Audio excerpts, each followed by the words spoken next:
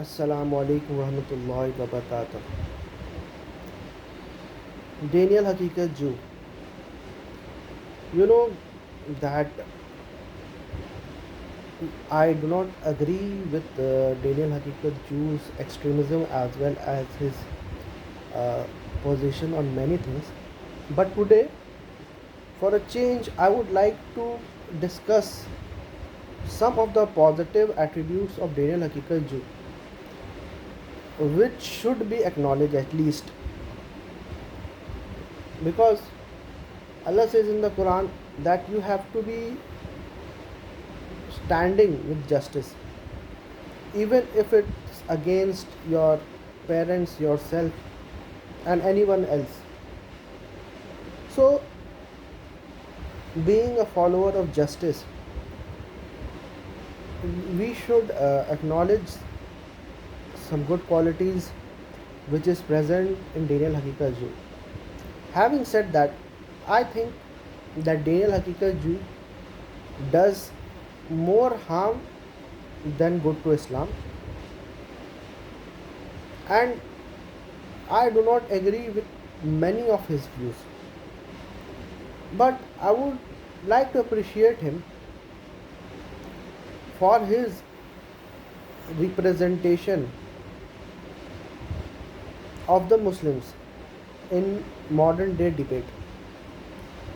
I am yet to find anyone till date a better debater, a better Muslim debater than Daniel Haqiqatjou. Whether you hate him or like him, even the atheists agree that he is a very good debater, and as far as debate is concerned, he has won many debates, especially in modern day debates.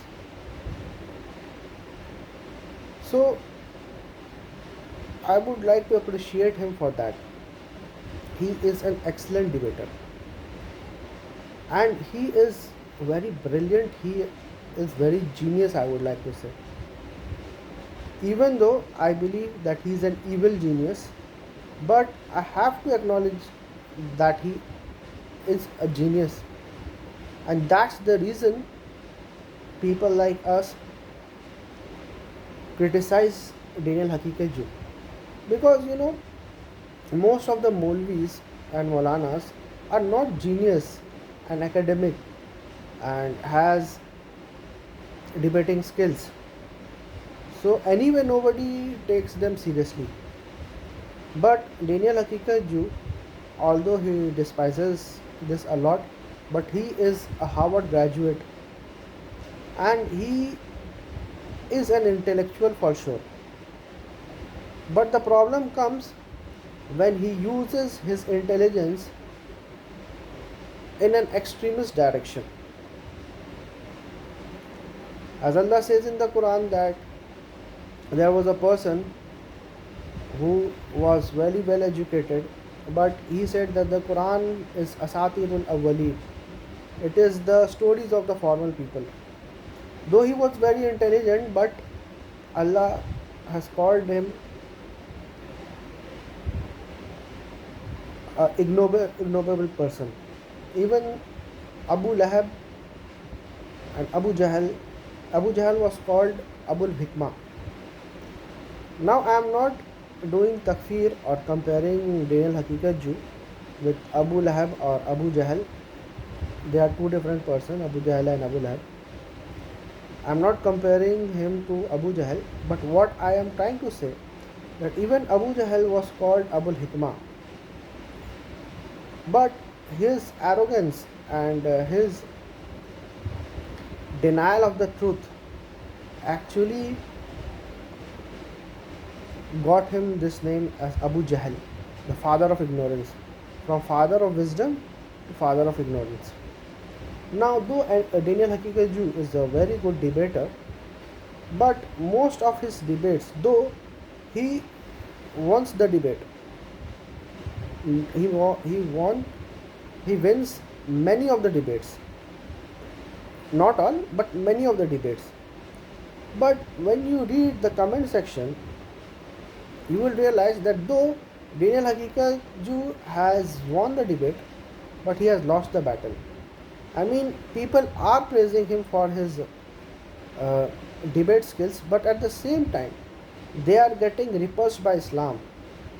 They are saying that though Daniel Haqiqatjou is an apologist, is a Muslim, an unapologetic Muslim, he has actually confirmed that Islam is an extremist religion. Islam is a religion which is against women rights.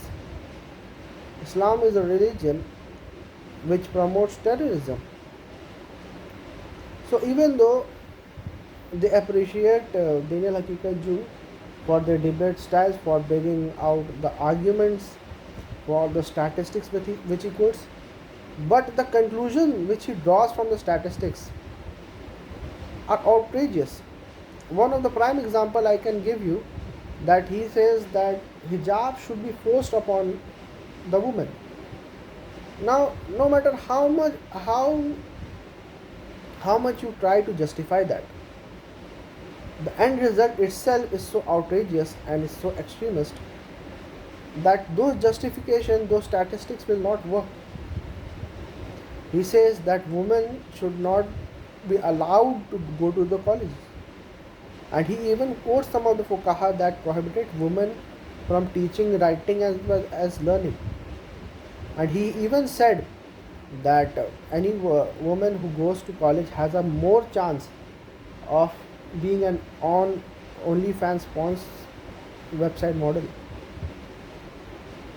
So his outrageous views about these things,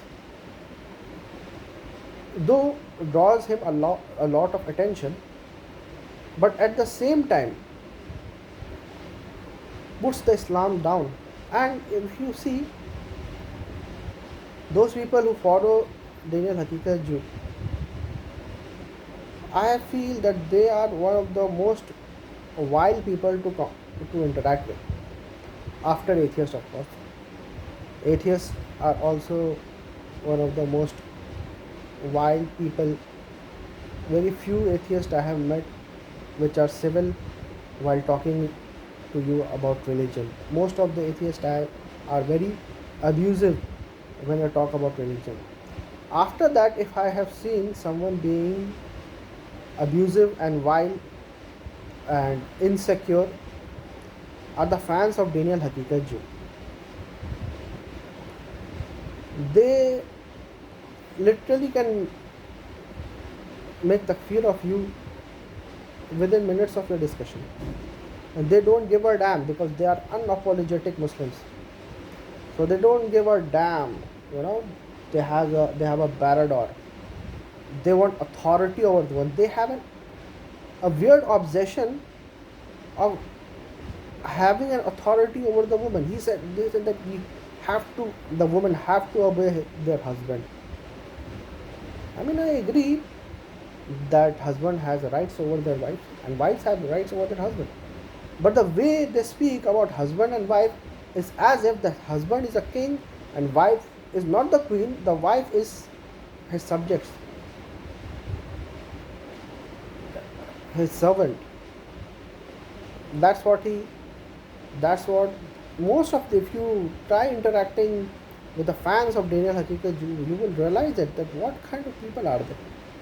The most arrogant and vile people after atheists are these kinds of extremists which I have seen. And I have no complaint against the atheists, because atheists, of course, they are atheists, and that's the reason they are behaving like that. And atheists themselves have agreed many times that they don't have any basis for morality.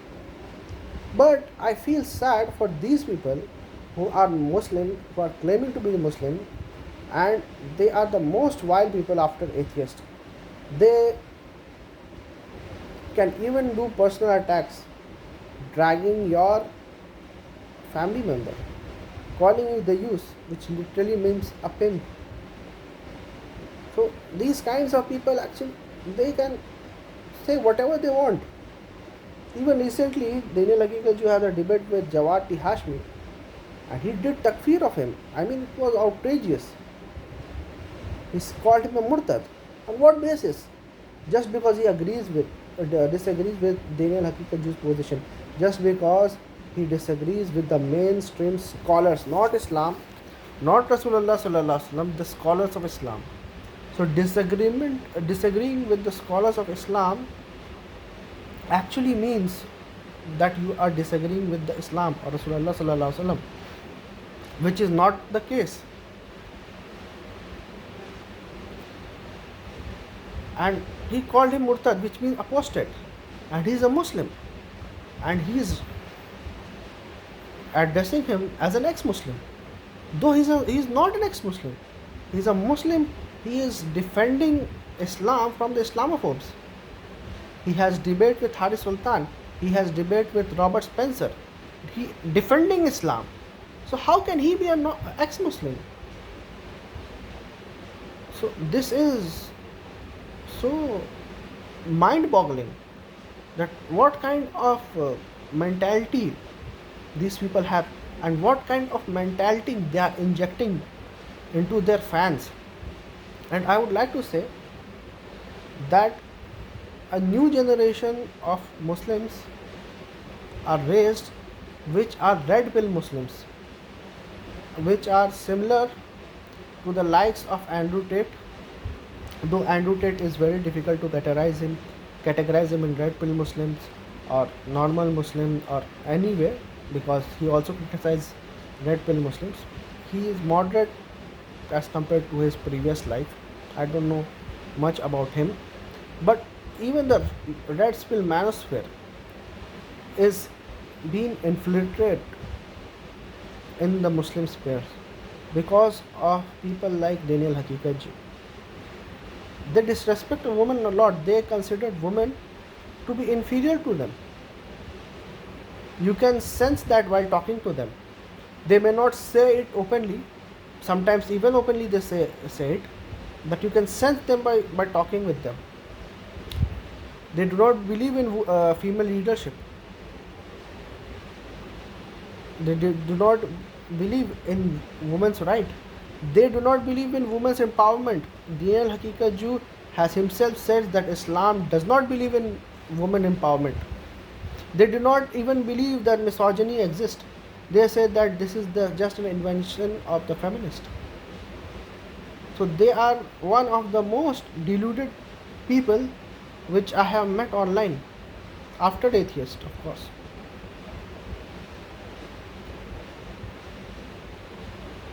So this is my view regarding Daniel Haqiqatjou and his fandom.